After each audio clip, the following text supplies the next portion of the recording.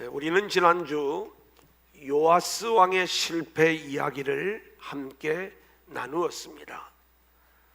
그렇게 좋은 신앙적 환경이 주어졌음에도 불구하고 여호야다라고 하는 영적 지도자, 그리고 그의 신앙의 어머니가 있었음에도 불구하고 결국 실패할 수밖에 없었던 요아스의 이야기, 그 깊은 곳에는 어떤 영역이 있었는가? 그것은 하나님의 말씀을 끝까지 붙잡지 못하는, 여호야다가 죽고 난 다음에 결국 사람의 이야기를 듣다가 망해버리는 실패의 모습을 우리 가운데 보여주는 것이죠. 오늘은 다시 우리가 북왕국의 역사로 넘어가는 거예요. 이제 남쪽의 이야기에서 북쪽의 이야기로 넘어가는데, 여호아스 왕 그리고 요아스 왕, 두 왕의 이야기가 오늘 말씀의 내용입니다. 근데 이 두 왕 모두가 여로보암의 길을 걸으면서 결국 실패한 왕이 되었다는 것, 이것이 오늘 본문의 말씀인데요. 자, 그런 상황 속에서도 하나님은 이스라엘을 향한 사랑을 끊임없이 부어주시는 그러한 이야기가 오늘 말씀 속에 담겨 있는 거예요. 그래서 포기하지 않고 끝없는 은혜와 사랑을 베풀어 주시는 우리 주님의 이야기, 이 이야기 속에 담겨져 있는 복음을 찾아가도록 하겠습니다. 저와 여러분 모두가 오늘도 주시는 말씀을 통해서 함께 큰 은혜 받는 귀한 시간들이 될 수 있기를 소원합니다. 아멘. 첫 번째 한번 따라해 볼까요? 여로보암의 죄. 여로보암의 죄. 1절 같이 읽겠습니다. 시작. 유다의 왕 아하시아의 아들 요아스의 제 23년에 예후의 아들 여호아스가 사마리아에서 이스라엘 왕이 되어 17년간 다스리며. 자, 여기 말씀을 보면 예후의 뒤를 이어 여호아스가 왕이 되었다, 이렇게 이야기를 해요. 여러분, 예후 이야기 기억이 나시죠? 바알의 제사장과 그리고 모든 선지자들을 다 제거한 아주 놀라운 종교개혁을 일으킨 왕이 예후였어요.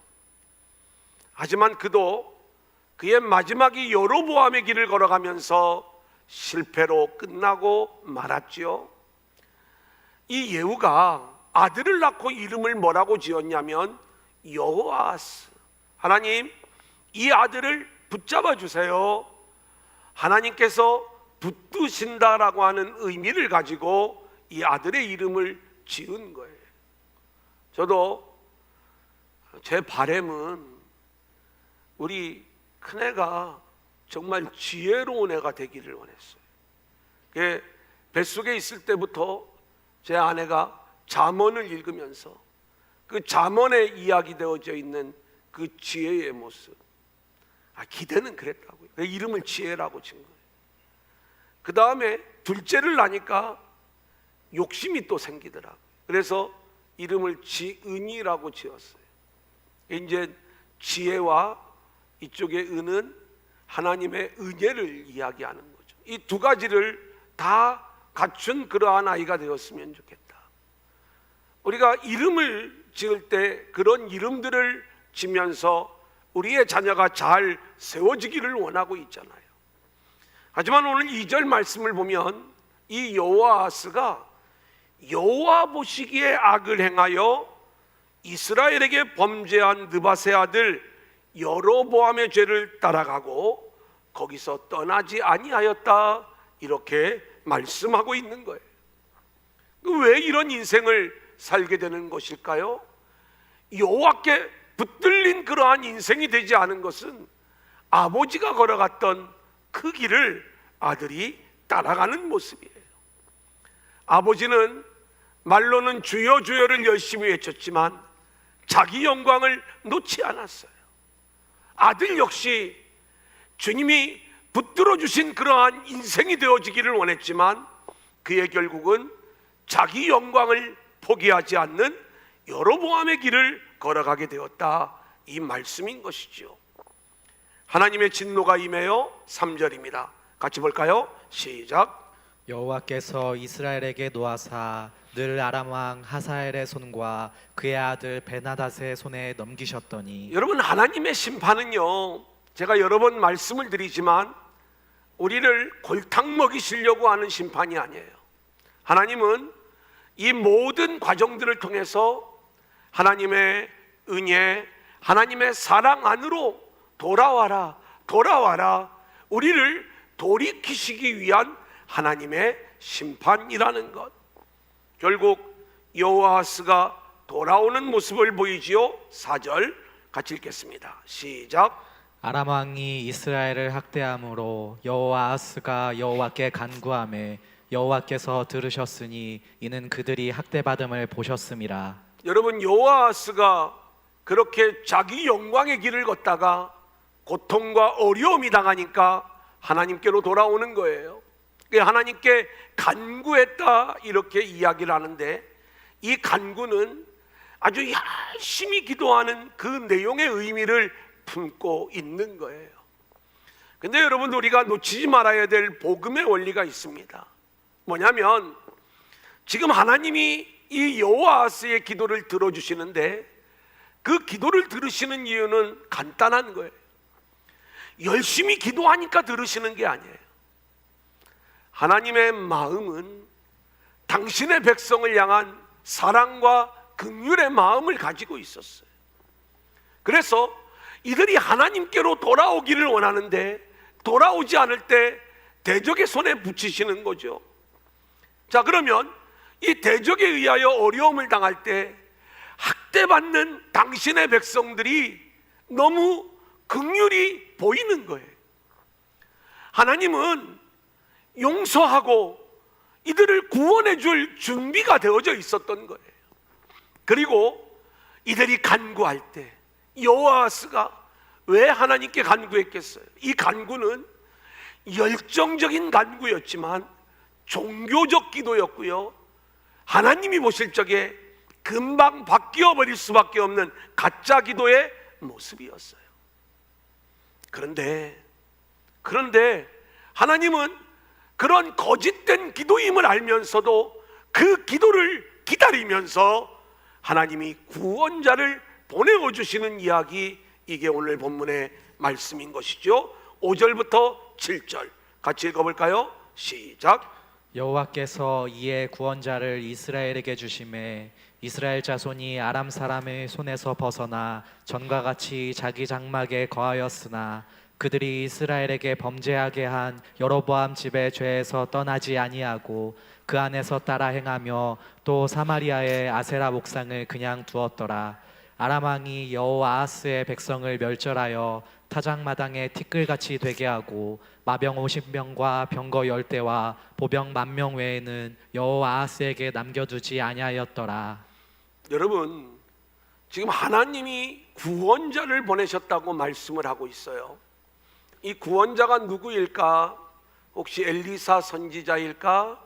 아니면 우리가 학자들의 이야기를 들어보면 학자들은 당시에 이 국제 정세 속에서 구원자를 찾습니다.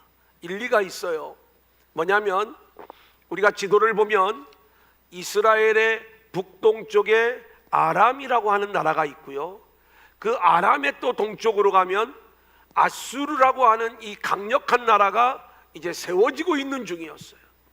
그래, 이 아수르라고 하는 나라가 아람을 공격하게 하므로 아람은 더 이상 이스라엘과 전쟁하지 못하고 자기의 나라로 돌아가게 되겠죠.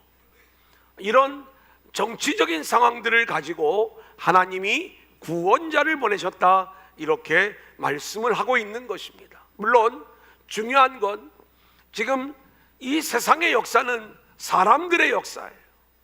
근데 하나님은 그 땅의 역사를 가지고 하나님의 구원의 일들을 진행하면서 성경은 구원자를 보내셨다, 이렇게 말씀을 하고 있는 거죠.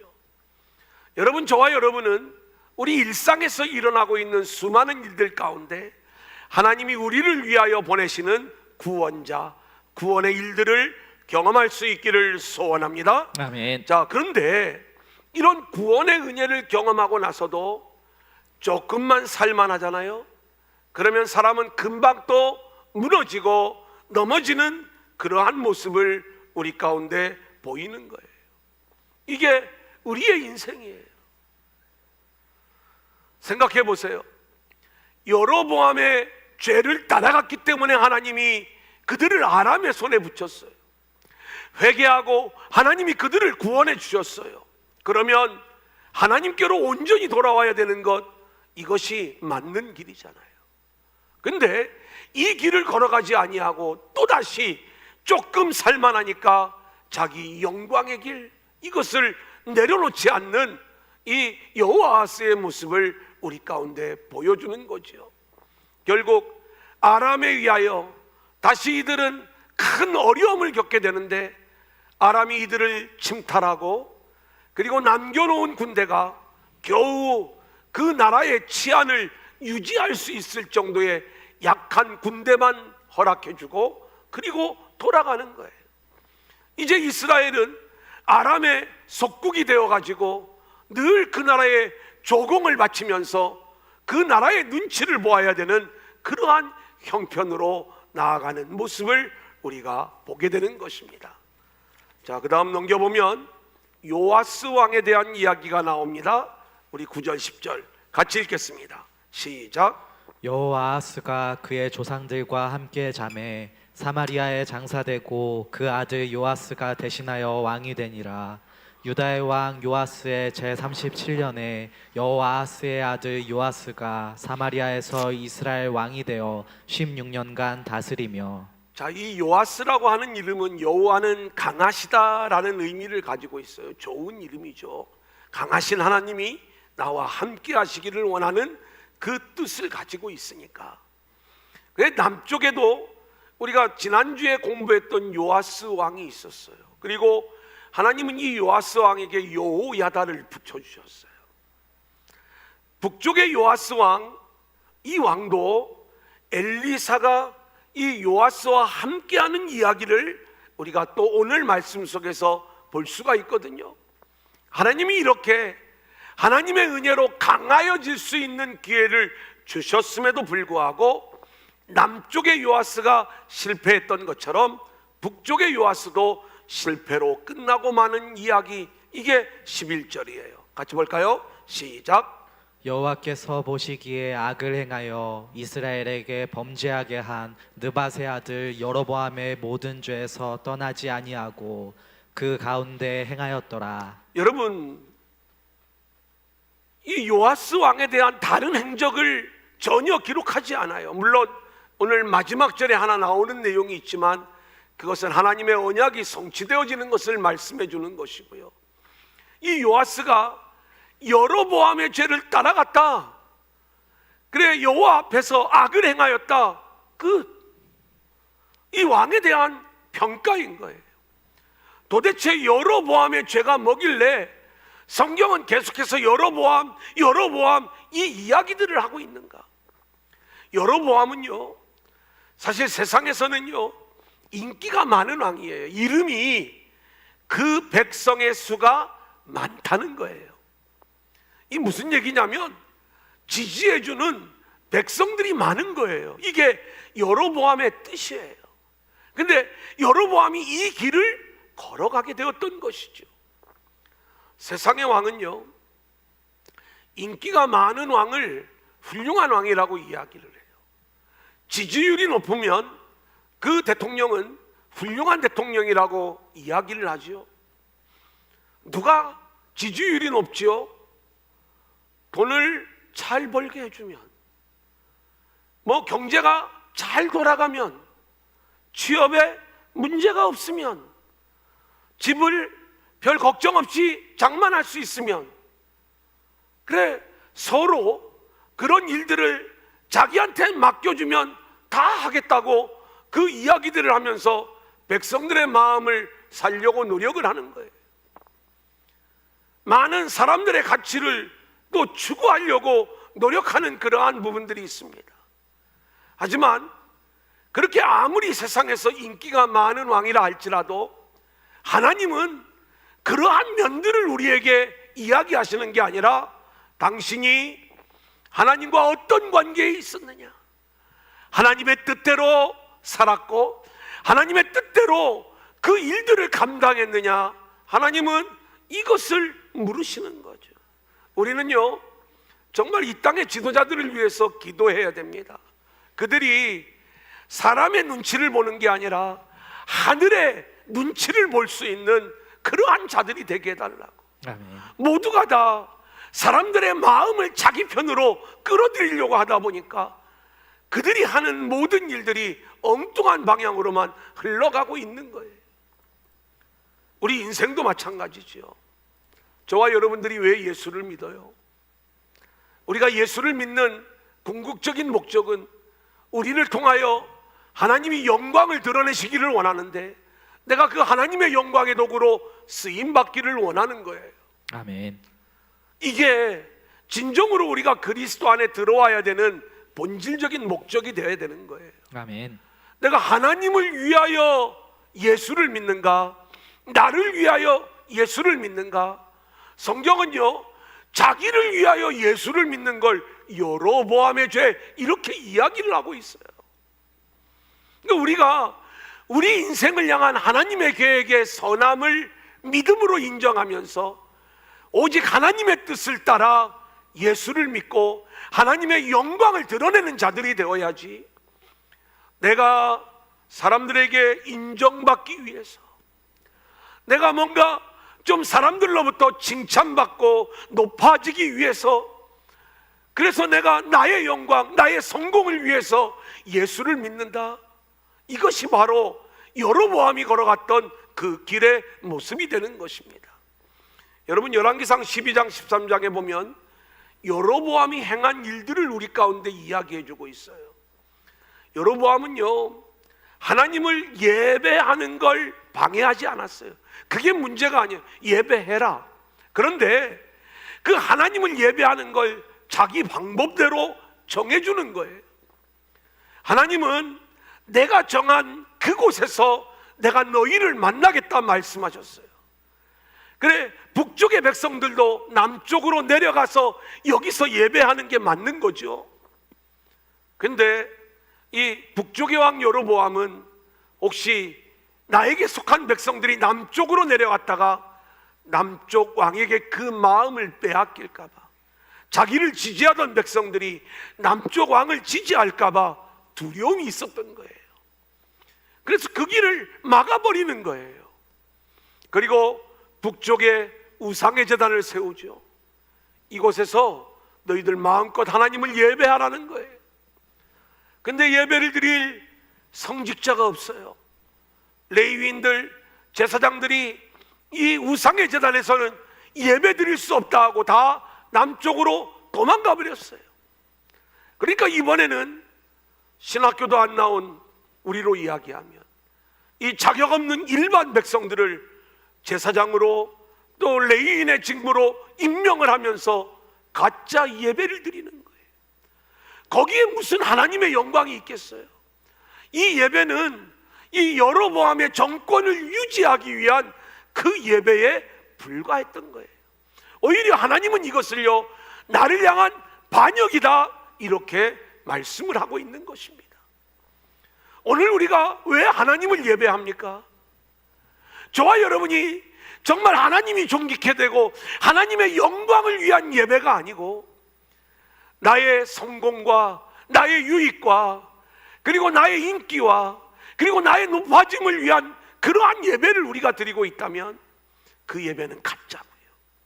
그리고 그 예배는 결국 하나님을 향한 반역에 불과하다는 것, 이것을 우리가 놓치면 안 돼요. 근데 북쪽의 모든 왕들이 여로보암, 여로보암, 여로보암, 여로보암 다 그렇게 여로보암의 길을 따라갔던 것처럼 오늘 우리가 주여 주여 주님을 찾고 예배를 드리고 있지만 우리 역시 여로보암의 죄를 따라가는 이 죄악에서 벗어나지 못하고 있다는 것, 이것을 우리가 놓치면 안 되는 거예요.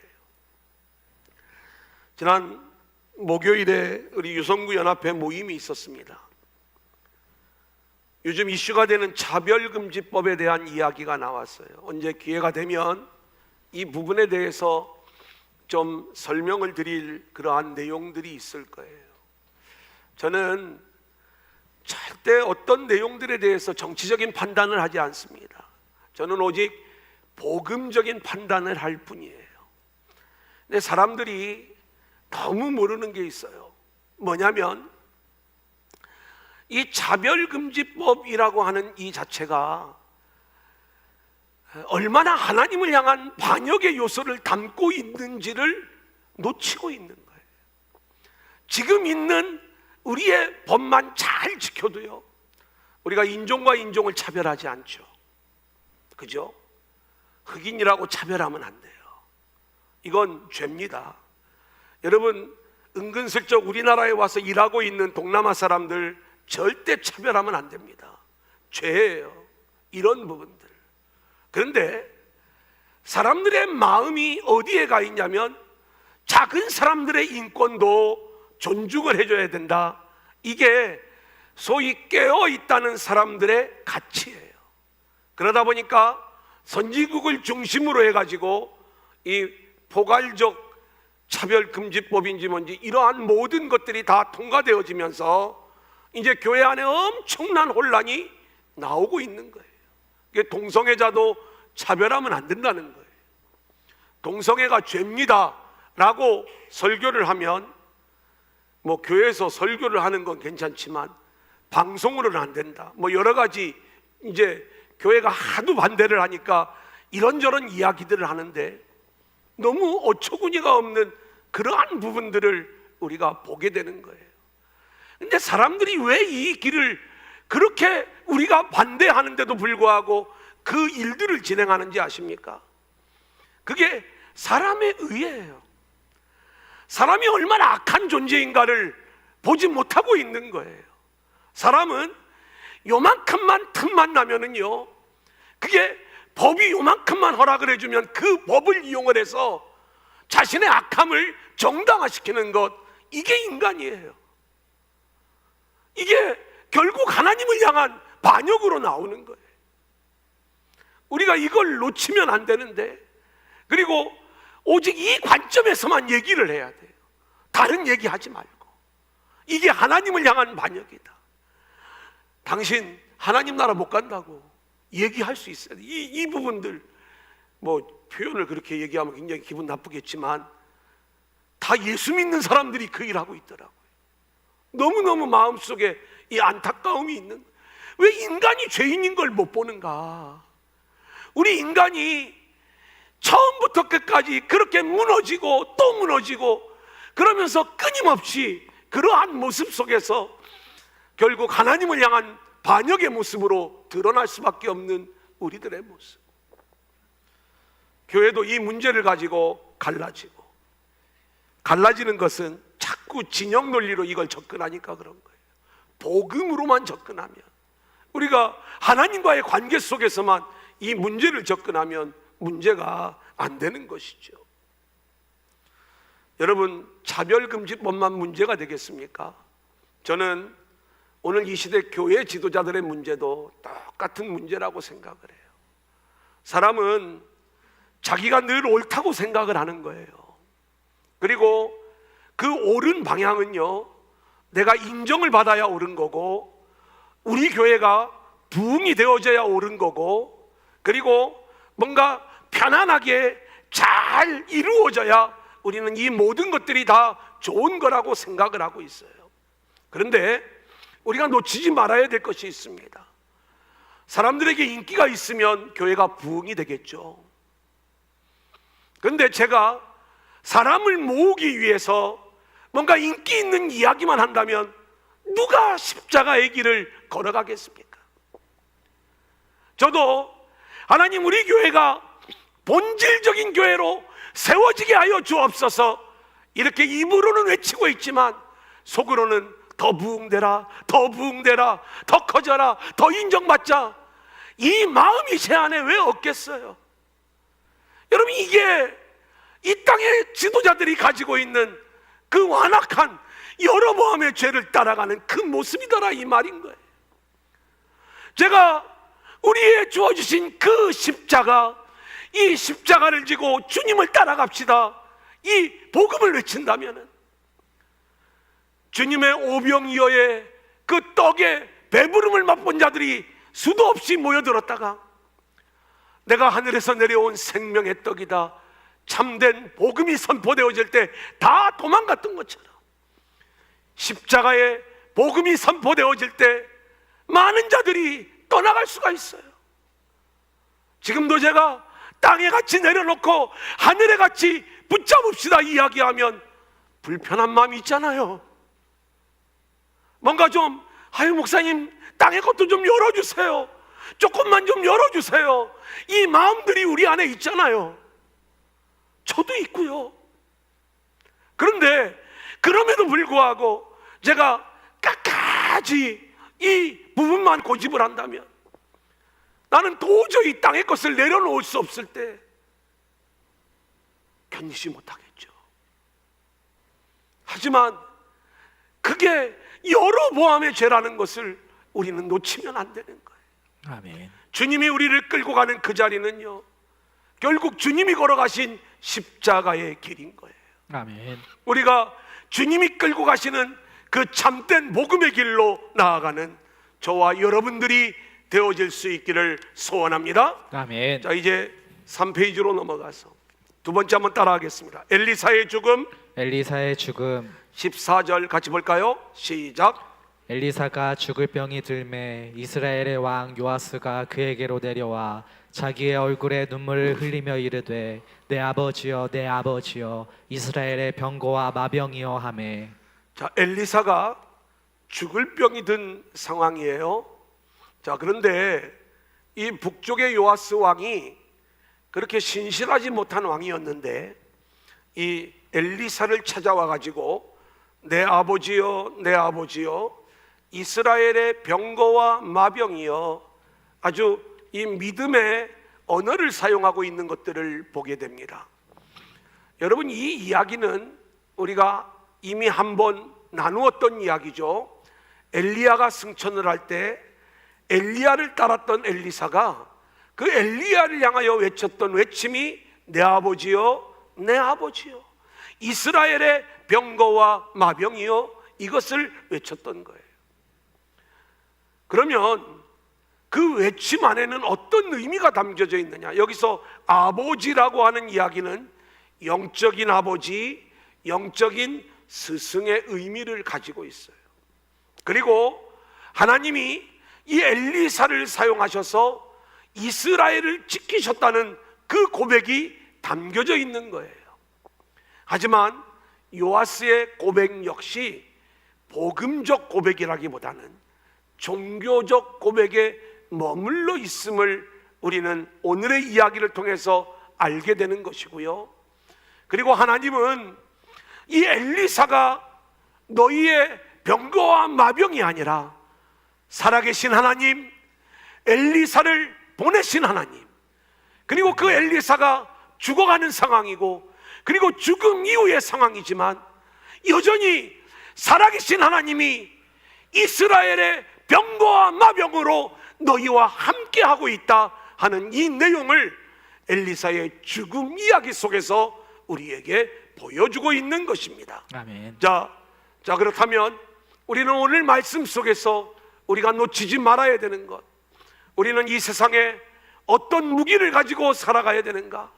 세상의 실력, 물질, 능력, 권력 다 우리한테 필요한 내용들일지 모르지만 우리가 놓치지 말아야 되는 것, 오직 하나님만이 저와 여러분의 진정한 무기요, 병거요, 마병이 되시는 줄로 믿습니다. 아멘. 시편 20편 7절 같이 읽겠습니다. 시작.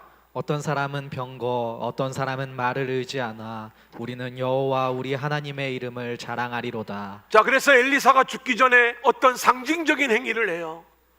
이 행위를 통해서 오직 하나님만 붙잡고 나아가기를 요청하는 장면이죠. 15절 우리 한번 같이 읽겠습니다. 시작. 엘리사가 그에게 이르되 활과 화살들을 가져오소서 하는지라 활과 화살들을 그에게 가져오매 자, 이제 활을 쏘는 상징적인 행위가 나타납니다. 16절 시작. 또 이스라엘 왕에게 이르되 왕의 손으로 활을 잡으소서 하매 그가 손으로 잡으니 엘리사가 자기 손을 왕의 손 위에 얹고 여러분 보세요. 왕이 활을 쏘려고 이렇게 손으로 잡았는데 거기에 엘리사의 손이 안 차라는 거예요. 그런데 이 장면은 그냥 개인의 능력으로 힘을 주는 게 아니라 이 엘리사의 손 위에 하나님의 구원의 손, 아멘. 능력의 손이 함께하고 있는 장면입니다. 아멘. 여러분, 우리는요, 저와 여러분의 인생 안에 하나님의 손이 진정한 병거와 마병으로 그 강력한 무기의 모습으로 우리와 함께하고 있다는 사실을 믿을 수 있기를 소원하고요. 아멘. 코로나19로 상당히 곤고한 모습들이시지만 그렇게 우리와 함께 하시는 하나님, 아멘. 그 하나님의 손길을 느낄 수 있는 저와 여러분들이 될 수 있기를 소원합니다. 아멘. 자, 그 다음 17절 시작. 이르되 동쪽 창을 여소서 하여 곧 열매 엘리사가 이르되 쏘소서 하는지라 곧 쏘매 엘리사가 이르되 이는 여호와를 위한 구원의 화살 곧 아람에 대한 구원의 화살이니 왕이 아람 사람을 멸절하도록 아벡에서 치리이다 하니라. 동쪽 창을 열어달라는 거예요. 아람을 향하는 거예요. 활을 쏘라는 거예요. 쐈습니다. 이때 이 활의 의미를 이야기해 주는데 이는 여호와를 위한 구원의 화살입니다. 이렇게 설명을 해주고 있는 것을 보게 됩니다. 여러분, 이 말씀 속에 있는 복음의 의미를 우리가 붙잡을 수 있기를 소망합니다. 아멘. 우리는 늘 기도할 때 하나님의 능력이 나를 위한 구원이 되기를 위하는 이 마음들이 우리 안에 있어요. 하나님이 하시는 일들이 나를 구원하는 일이다. 그런데 오늘 이 말씀을 보니까 여호와를 위한 구원의 화살이라는 거예요. 이게 하나님이 일하시는 복음의 방식인 것입니다. 하나님은 저와 여러분을 위하여 우리를 구원해 주시는 게 아니라 하나님의 영광을 위하여 자격 없는 저와 여러분을 구원해 주시는 거예요. 아멘. 그러니까 우리의 구원은 하나님을 위한 구원이지 저와 여러분을 위한 구원이 아니라는 것. 그래서 우리가 늘 우리의 관심이 하나님, 그 하나님의 일에 집중이 되어야 되는 이유가 거기에 있는 거예요. 아멘. 늘 내가 주인이 되어서 예수를 믿는 것, 그것은 여전히 여로보암의 길을 따라가는 그러한 모습이 되는 것입니다. 자, 이제 18절 19절 같이 읽겠습니다. 또 이르되 시작. 또 이르되 화살들을 집으소서 곧 집음에 엘리사가 또 이스라엘 왕에게 이르되 땅을 치소서 하는지라 이에 세 번 치고 그친지라 하나님의 사람이 노하여 이르되 왕이 대여섯 번을 칠 것이니이다. 그리하였더면 왕이 아람을 진멸하기까지 쳤으리이다. 그런즉 이제는 왕이 아람을 세 번만 치리이다 하니라. 자, 우리가 이 장면을 좀 한번 이렇게 그려봤으면 좋겠습니다. 엘리사가 이제 누워있는 그러한 이제 죽기 직전의 모습을 우리가 한번 생각을 해봐요. 왕이 병문안으로 왔어요. 내 아버지여, 내 아버지여, 이스라엘의 병거와 마병이여, 막 눈물을 흘리는 거예요. 이제 엘리사는 떠나가면서 하나님이 여전히 이들과 함께 하신다는 것을 보여줍니다. 활과 화살을 좀 가져오세요. 동쪽 창문을 여세요. 아람을 향하여 활을 쏘세요. 그 화살이 여호와를 위한 구원의 화살입니다. 아람을 물리치게 될 것입니다. 얼마나 복음입니까? 아멘. 그 화살이 얼마나 놀라운 복음의 화살입니까? 그 화살을 집으라는 거예요. 그 화살로 땅을 치라는 거예요. 하나님이 구원하실 구원의 일들을 기대하면서 그 하나님을 찬양하는 모습이 그 화살로 땅을 치는 거라면 지금 이 요아스 왕이 3번 땅을 치거든요. 근데 원어로 보니까 이 시제가 계속 쳐야 되는 그러한 의미를 담고 있는데, 이 요아스가 딱 3번 치고 말아서 이 엘리사가 진노하는 것이다, 이렇게 이야기를 하는데, 여기에서 분명한 것은 3번밖에 치지 않은 것에 대한 이 엘리사 선지자의 질책이 있게 되는 것들을 보게 되는 거죠. 저도 여러분에게 간곡히 부탁을 드립니다. 그건 뭐냐면, 하나님이 하시는 일들에 대하여 여러분의 열정적인 반응이 있어질 수 있기를 소원합니다. 아멘. 우리가요, 한번 내가 그 입장이라고 생각을 해보면, 하나님께서 이 놀라운 일들을 이 화살을 통하여 이루어 주신다라고 이야기했을 적에 그 화살을 막 몇 개인지는 모르지만 2손으로 잡았을 거예요. 그리고 땅을 칠 거예요. 몇 번을 칠 거예요. 하나님, 이 여호와를 위한 구원의 화살, 이것이 은혜인 줄로 믿습니다. 이 민족을 구원하세요. 그렇게 하나님을 드러내 주세요. 하나님의 살아계심을 알게 해주세요. 그러면서 계속해서 하나님을 찬양하며 이 화살을 땅에 치는 것, 이것이 올바른 모습 아니겠습니까? 아멘.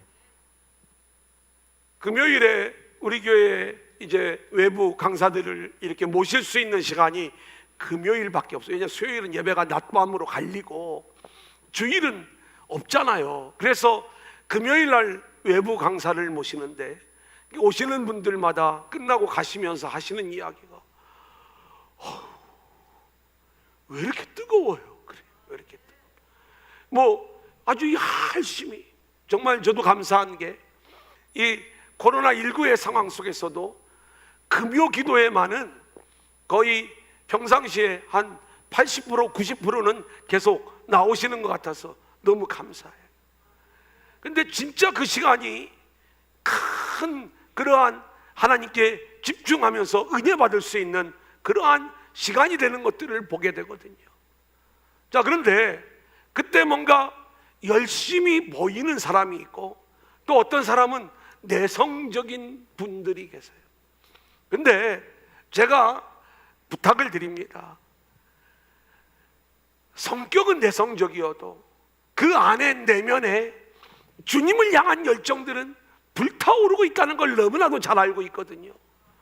그런 나의 어떤 모습들이 있을 때 땅을 한 번 치고 2번 치고 여기서 나는 성격이, 나 원래 그런 사람이요, 이렇게 얘기하지 마시고, 하나님의 은혜가 이끌어가는 대로 우리가 함께 땅을 여러 번 함께 쳐가면서 기도하고 또 하나님 앞에 나아가는 그러한 모습들이 되어질 수 있기를 소망합니다. 아멘. 자, 그 다음에 놀라운 일들이 벌어져요. 20절 21절입니다 같이 읽겠습니다. 시작. 엘리사가 죽으니 그를 장사하였고, 해가 바뀜에 모압 도적대들이 그 땅에 온지라. 마침 사람을 장사하는 자들이 그 도적대를 보고 그의 시체를 엘리사의 묘실에 들이던지매 시체가 엘리사의 뼈에 닿자 곧 회생하여 일어섰더라. 여러분, 이 장면을 우리가 보면 이 북이스라엘이 얼마나 참 이 동네 북 같은 그러한 신세였다는 것을 우리가 보게 되는 것이죠. 지금 모압이라고 하는 곳에서 도적대들이 와서 이스라엘을 약탈하고 있어요. 얼마나 우스운 모습입니까? 원래 이 모압은요, 조공을 바치던 데였어요, 이스라엘에. 그런데 이 약해질 대로 약해진 이스라엘의 상황을 보여주는 모습 아니겠습니까? 그런 상황 속에서 장례를 치르는데, 그만 이 장례 행렬이 누구를 만나게 되냐면 이 도적대를 만나게 되는 거예요. 이 장례고 뭐고 걸음아 날 살려라 다 도망을 가는데 이 시신을 처리해야 될 것이 아닙니까? 근데 그때 마침 엘리사의 묘실이 그 곁에 있어서 이 시신을 던져버리고 도망을 갔어요. 근데 그 죽은 사람이 살아나가지고 떡 나타난 거예요. 이야, 신기하다. 예수 믿으면 이런 일이 나타나는구나. 사실일까? 성경에는 좀 뻥도 있을 거야. 우리가 표면적으로만 이 내용을 보면 우리는 이 내용의 진정한 복음적 의미를 놓칠 수밖에 없어요. 지금 요아스의 절망은 뭡니까? 그가 확실하게 믿었던 이스라엘의 병거 마병인 이 엘리사가 어떻게 하는 거예요? 죽는 문제예요. 그때 이 엘리사를 통해서 여호와를 위한 구원의 화살의 이야기를 들려주셨어요. 그래도 죽었어요. 엘리사는 죽었지만 살아계신 하나님의 역사는 계속 이어지는 거예요. 아멘. 이 이야기를, 이 내용을 통해서 우리 가운데 보여주시는 것입니다. 사랑하는 여러분, 우리 눈에 주님이 보이지 않아요. 하지만 그 주님은 2000년 전에 이 땅에 오셔서 우리를 위한 구원의 십자가를 지시고 그리고 하늘에 오르셨어요. 다시 오실 주님이세요. 그 주님은 살아계셔요. 그래 우리가 우리의 죽어있는 영혼이 예수의 십자가 그 피에 닿기만 하면 우리는 다시 살아나게 되는 역사가 있게 될 줄로 믿습니다. 아멘. 우리가 이 일들을 기대해야 돼요. 죽은 십자가 회생하여 일어섰더라, 이 말씀 속에는 예수 그리스도의 십자가의 이야기가 담겨져 있고요, 자신을 죽은 영혼으로, 죽은 시체로 볼 수 있는 자들만이 우리를 살리는 그리스도를 붙잡을 수 있다는 것. 아멘. 이제 마지막 세 번째입니다. 따라해 볼까요? 끝없는 은혜, 끝없는 사랑. 끝없는 은혜, 끝없는 사랑. 4절 5절 같이 읽을까요? 시작. 아람 왕이 이스라엘을 학대함으로 여호아하스가 여호와께 간구하매 여호와께서 들으셨으니 이는 그들이 학대받음을 보셨음이라. 여호와께서 이에 구원자를 이스라엘에게 주심에 이스라엘 자손이 아람 사람의 손에서 벗어나 전과 같이 자기 장막에 거하였으나. 자, 하나님의 사랑의 이야기로 오늘 말씀을 정리하고자 하는 것입니다. 실제로 이스라엘은 하나님의 자격을 받을 만한 일들을 한 적이 없어요. 또 배신하고 또 반역하고 또 잘못된 그 길로 걸어가는 모습을 반복적으로 보여주고 있는 것이죠. 자, 이 여호아스가 하나님 앞에 돌아온 것 같지만 또다시 반역을 하는데, 하나님은 그 사랑으로, 제가 이 여호아스의 기도를 들으시고 하나님이 그 기도가 감동이 되어서 살려주신 게 아니라 이 이스라엘을 사랑하시는 그 사랑의 마음이 그 기도가 가짜인 줄 알면서도 한 번 더 사랑하시고 아멘. 구원해 주시고 기회를 주시는 것이다. 아멘. 우리가 이것을 놓쳐서는 안 되는 것입니다. 아멘. 두 번째로 요아스의 이야기를 보면 우리 13장 25절 같이 읽어볼까요? 시작. 여호아하스의 아들 요아스가 하사엘의 아들 베나닷의 손에서 성읍을 다시 빼앗으니 이 성읍들은 자기 부친 여호아하스가 전쟁 중에 빼앗겼던 것이라.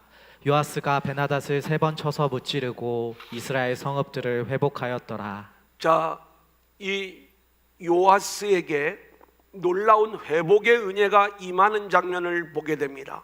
실제로 엘리사를 통해서 여호와를 위한 구원의 화살을 말씀해 주셨던 내용 그대로 도저히 아람을 물리칠 만한 실력이 안 되는데 하나님의 은혜로 요아스가 베나닷을 3번 쳐서 무찌르고 이스라엘 성읍들을 회복하였다, 이렇게 말씀하고 있는 거예요. 뿐만 아니라 엘리사의 뼈에 죽은 시체가 닿았을 때 살아나는 기적이 일어나는 것 역시 살아계신 하나님을 이스라엘에 보여주시는 사건이다 말씀을 드렸죠. 단순한 기적 이야기가 아니에요. 오늘 이 어려운 시대 우리에게도 생명의 길은 예수에 있다는 것, 아멘. 예수의 십자가에 있다는 것, 아멘. 하나님께 있다는 것, 아멘. 이것을 우리가 기억하고 그 주님만을 붙잡고 나아갈 수 있기를 소망합니다. 아멘. 이제 마지막 23절 같이 읽겠습니다. 시작.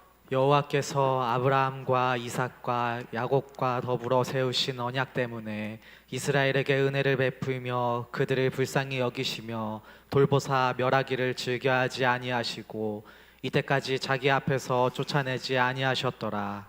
여러분, 저는 오늘 이 23절의 말씀으로 인하여 오늘 말씀의 제목을 끝없는 은혜, 끝없는 사랑이라고 정하게 되었던 거예요.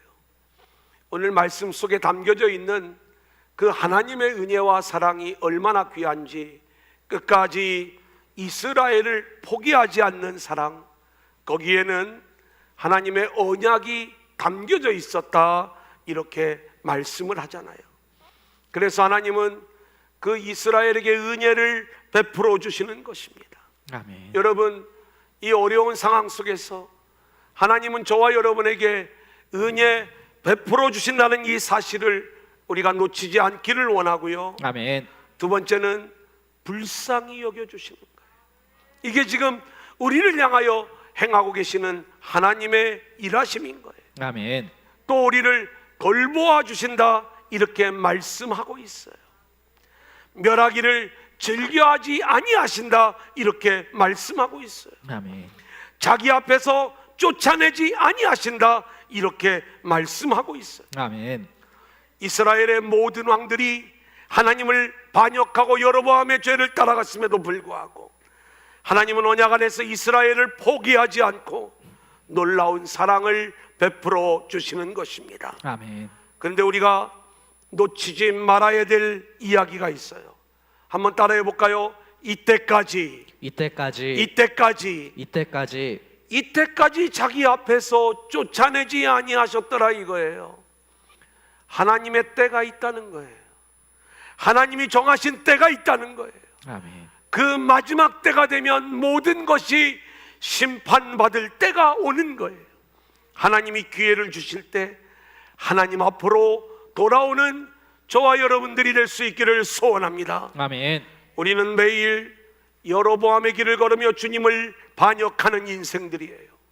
그럼에도 불구하고 우리가 사는 것은 전적으로 우리를 포기하지 않는 하나님의 은혜와 사랑 때문인 줄로 믿습니다. 아멘. 하나님이 기회를 주실 때 그 하나님의 은혜와 사랑 안으로 돌아오는 저와 여러분 될 수 있기를 주님의 이름으로 간절히 축원합니다. 아멘.